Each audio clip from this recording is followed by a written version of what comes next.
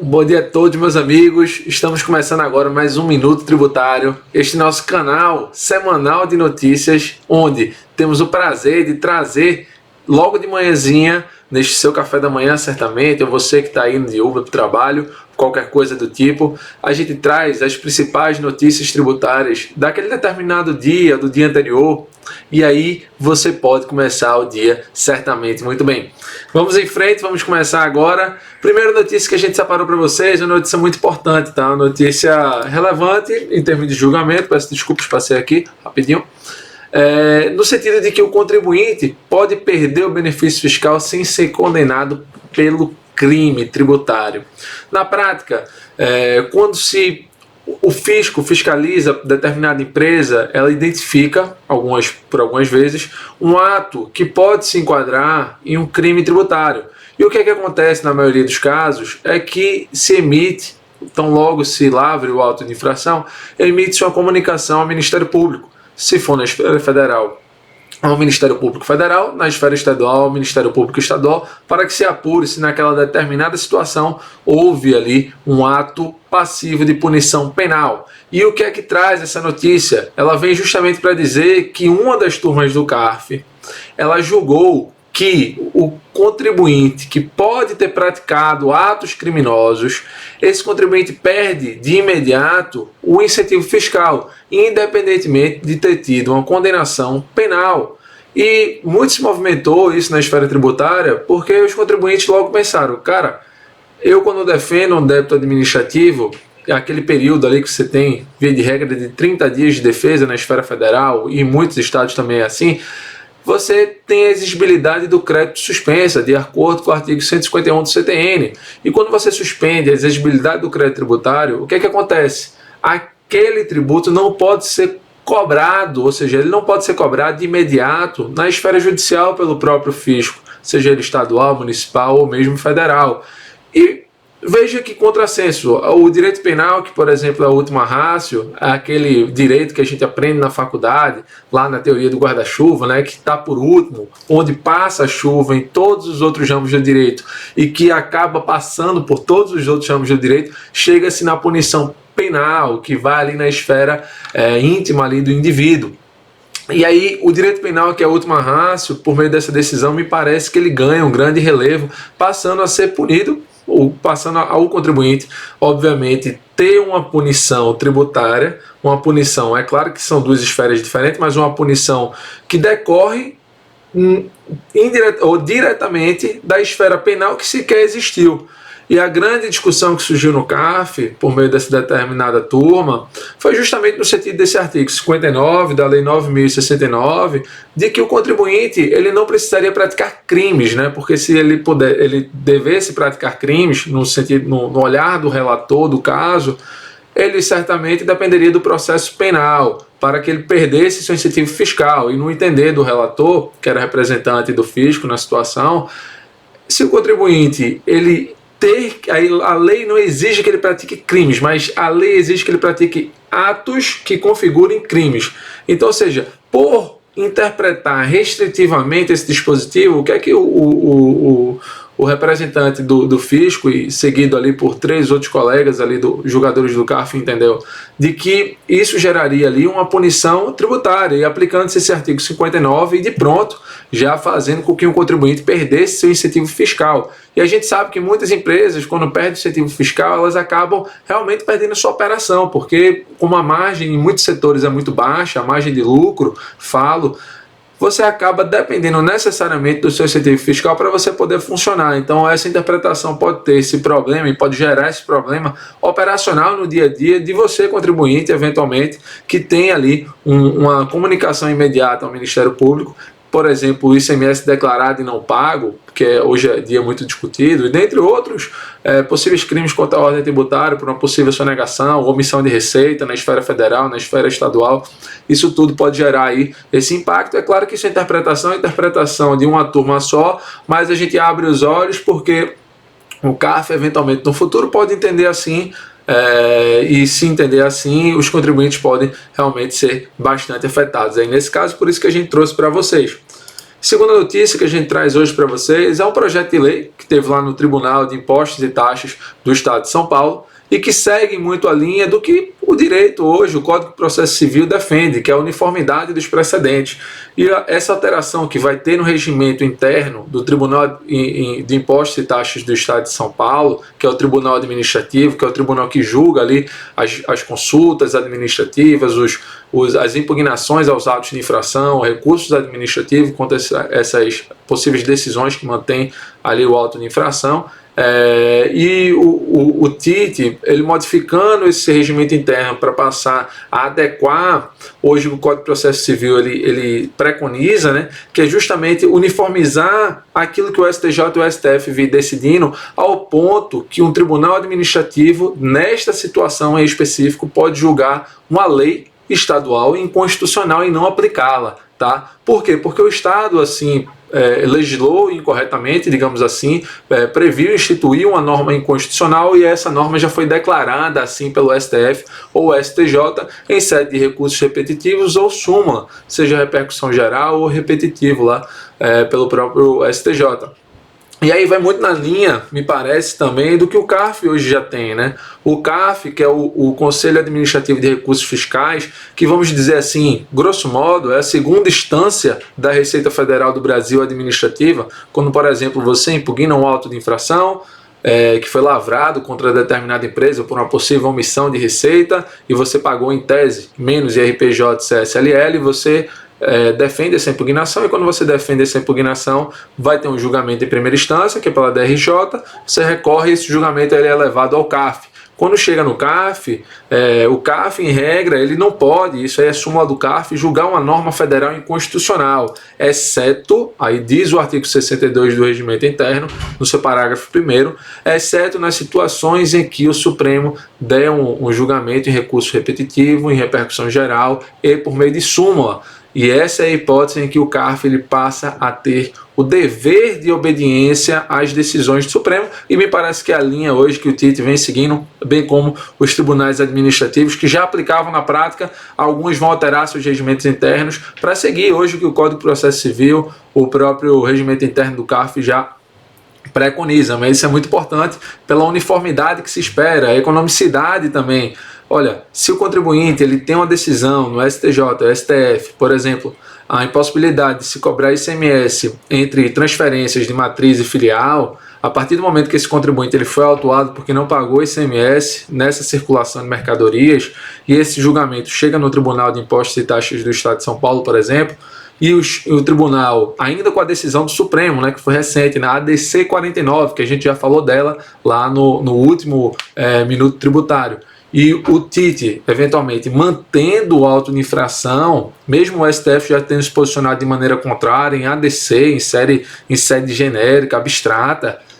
a partir do momento que ele faz isso, ele gera ao contribuinte, obviamente, um direito de se propor uma ação judicial questionando esse débito, e ao contribuinte, ao fazer isso, ele tem uma projeção de vitória muito grande, porque o STF já deu um posicionamento no mesmo sentido que ele vai defender, ele deve ali conseguir uma possível liminar, e no final das contas ainda tem uma repercussão de sucumbência, no horário sucumbenciais, então você economiza tempo, você economiza dinheiro ao erário, e você também gera uma economicidade ao contribuinte de imediato, porque você não precisa garantir a execução anulatória, que são os pressupostos ali de você estar discutindo um débito judicialmente que vai ser levado em execução fiscal, seja em sede de embargos ou anulatória, e também muito se discute em sede de mandado de segurança, e você deixa o contribuinte, por exemplo, de pagar custas, né, custas judiciais iniciais, que em muitos estados é uma custa muito alta. Na esfera federal a custa é relativamente baixa, vai até 969,70, se eu não me engano, mas na esfera estadual, muitos estados, como aqui em Pernambuco, na Paraíba, eu sei, no Rio de Janeiro, cobram taxas judiciárias para ingresso no judiciário, que realmente elas são elevadas, e acabam muitas vezes obstando ali um contribuinte que é mais cauteloso, que não quer gastar ali de imediato, ter um dispêndio de fluxo de caixa, a levar certas discussões aos judiciários, porque o valor da causa, numa discussão de um débito que já foi lançado pelo fisco, o valor da causa ele vai ser especificamente o valor do débito que se quer anular. Então, se você tem um débito de 1 milhão, a base de cálculo, que é o valor da causa, para fins de fixação das taxas judiciárias, é justamente o valor do débito, né? Então, é algo interessante também que a gente traz para vocês. Outro ponto Esse foi um artigo publicado no Valor Econômico pelo professor da ITS, um querido colega aí do Direito Tributário, que é o professor Diego Miguita, e do Diogo Ferreira, que publicou falando justamente sobre essa questão da alíquota zero do IOF na pandemia. O que acontece? No ano passado, lá para meados de abril, até dezembro, com um interregnozinho pequeno ali no meio, o IOF ele foi zerado, né? E aí muito se discute qual o momento e qual a interpretação que você vai dar para fins de aplicação dessa alíquota zero do IOF, é o que a gente chama de aspecto temporal ali da incidência desse tributo, né? Que no caso aí se incidiria com a alíquota zero. E aí, o que é que os colegas defenderam ali naquela situação? Olha, se eu tive de abril a mais ou menos até dezembro um período com alíquota zero, em qual momento eu vou aplicá-la? E aí são dois momentos basicamente que você pode pensar. O primeiro momento é a data de assinatura do contrato. Será que é no momento da data de assinatura do contrato de financiamento, por exemplo, porque o IOF zerado ele foi justamente decorrente das operações de créditos, né, desse fato gerador em específico desse IOF. E o que é que os colegas acabaram entendendo? Que, olha, existem dois momentos que você pode discutir para fins de aplicação dessa alíquota zero do IOF. Primeiro, da assinatura do contrato. Segundo, da concessão ali do crédito, né, do momento que você disponibiliza, que a instituição financeira ela concede esse crédito ao contribuinte. E aí, o que é que acontece na prática? Olha, se você assinou um contrato em março, ou seja, antes dessa modificação legislativa concedendo essa alíquota zero de IOF, significa que se você recebeu o dinheiro em abril, eventualmente, se você segue a segunda interpretação, que é da data da concessão do crédito, que me parece que hoje é o aspecto temporal efetivo ali do IOF, que é o momento da disponibilização, o momento da cessão do crédito ali para aquela determinada empresa, IOF crédito aqui nesta operação. E aí seria neste momento que você aplicaria o IOF seria a alíquota zero, você, obviamente, abarcaria aquele contribuinte que fechou um contrato em março de 2020 e acabou recebendo dinheiro em abril, maio de 2020. Por outro lado, se você aplica esse entendimento àquele contribuinte que fechou um contrato em dezembro de 2020, por exemplo, lá no finalzinho, que o IOF ainda era zero, e recebeu essa quantia em fevereiro de 2021, você não aplicaria esse entendimento, ou seja, o momento que ele recebeu o crédito, se você aplica essa segunda vertente, ela fixaria a alíquota da época do recebimento do crédito, que não seria zero, né? Voltaria a alíquota, restabeleceria a alíquota tradicional ali do IOF. E aí você gera esse problema de interpretação, e os amigos aqui, eles chegaram a uma conclusão bem salutar. Qual foi o entendimento deles ali explicado? Eles disseram, olha, se o IOF ele foi zerado nesse período e a lei do IOF ela é bem ambígua, ou seja, ela fala do momento da contratação do crédito, que é justamente o que a legislação diz ali, que vai haver a aplicação da alíquota zero, ela fala de uma maneira muito ambígua, muito aberta. Por que a gente não aplica esse entendimento para tanto aquela pessoa que contratou o empréstimo, a concessão do crédito ali no período que estava abarcado pela alíquota zero, quanto aquela também que recebeu, porque aí você agradaria essas duas hipóteses. Não sei se esse vai ser o entendimento aplicado ali pelos fiscais. Isso hoje, segundo os próprios colegas levantaram, isso hoje é algo que vem afetando algumas interpretações bancárias, né, de pessoas que fecharam contratos no passado. E aí certamente é nessa hipótese que hoje vem afetando, fecharam o contrato em dezembro de 2020, em setembro de 2020, estão recebendo ali essa determinada operação de crédito agora. E aí alguns bancos aplicam um determinado entendimento, outros aplicam um entendimento inverso, de que aplicaria a alíquota de IOF da data do recebimento do crédito, e aí você fica num limbo, né? E os amigos aí acharam uma solução bem salutar em prol do contribuinte, que é bom até a gente aguardar um posicionamento da Fazenda, da Receita Federal, que por meio de solução de consulta, na maioria das vezes é assim que ela vai expedir, para ver qual vai ser o entendimento aplicado para fins de fixação ali de segurança jurídica para os bancos e contribuintes. Aqui já chegando para o final, aí é um ponto que eu sempre venho batendo nessas últimas 2 semanas, né, desde que a gente começou o Minuto Tributário, é de que 2 ações estão sendo julgadas no Supremo, e vem para ser julgada no Supremo neste período aí que a gente já começou com o Minuto Tributário, e uma delas, que é a do ICMS Antecipação, ela deveria ter tido o seu término sexta-feira passada, porém, você que acompanhou aí, certamente, meu amigo tributarista, que acompanhou o Supremo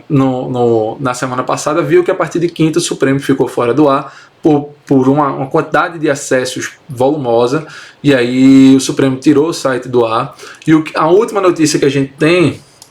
do julgamento do RE 970821, que trata da cobrança inconstitucional ou constitucional do ICMS antecipação para as empresas do Simples, é de que o placar, se assim eu posso falar, está 5-5. 5 votos a favor do contribuinte, 5 votos contrários. E então aguardamos aí o voto do ministro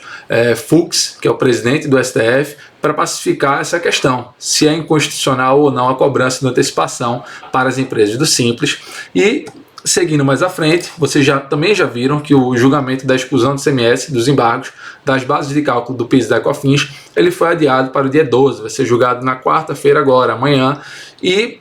vamos decidir, vamos esperar aí o Supremo dar esse julgamento para vir discutir com vocês. Eventualmente podemos estar discutindo tanto o ICMS antecipação quanto a exclusão do ICMS, ambos na quinta-feira, que talvez seja a data que termine aí esses dois julgamentos, ou se adie novamente, né? Vamos aguardar, porque o site do STF encontra-se fora do ar e realmente a exclusão do ICMS a gente nunca sabe, vem sendo adiada por muito tempo, então a gente nunca sabe qual o prazo e quando vai terminar. Chegando aqui já mais próximo do final, o ministro da Economia recomendou o veto da ampliação do prazo para a entrega da declaração de imposto de renda pessoa física para o dia 31 de julho e ele sugeriu que o presidente Bolsonaro vetasse essa ampliação desse prazo, que tinha sido aprovada pelo Congresso Nacional, e foi isso que Bolsonaro fez, ele vetou. Vamos aguardar se as câmaras irão se posicionar contrário ao veto, irão manter o veto ou irão derrubá-lo, mas a princípio, ao término do prazo da entrega da declaração de imposto de renda pessoa física, salvo melhor juízo, ele vai terminar agora, dia 31 de maio, se eu não me engano, tem mais uma notícia agora, que a Comissão da Reforma Tributária vota relatório na final da quarta-feira, que é uma situação também que muitos tributaristas que estão engajados aí nesse tema da reforma tributária vem esperando. Então vamos aguardar o que a Comissão Mista, também na quarta-feira, que será um grande dia aí para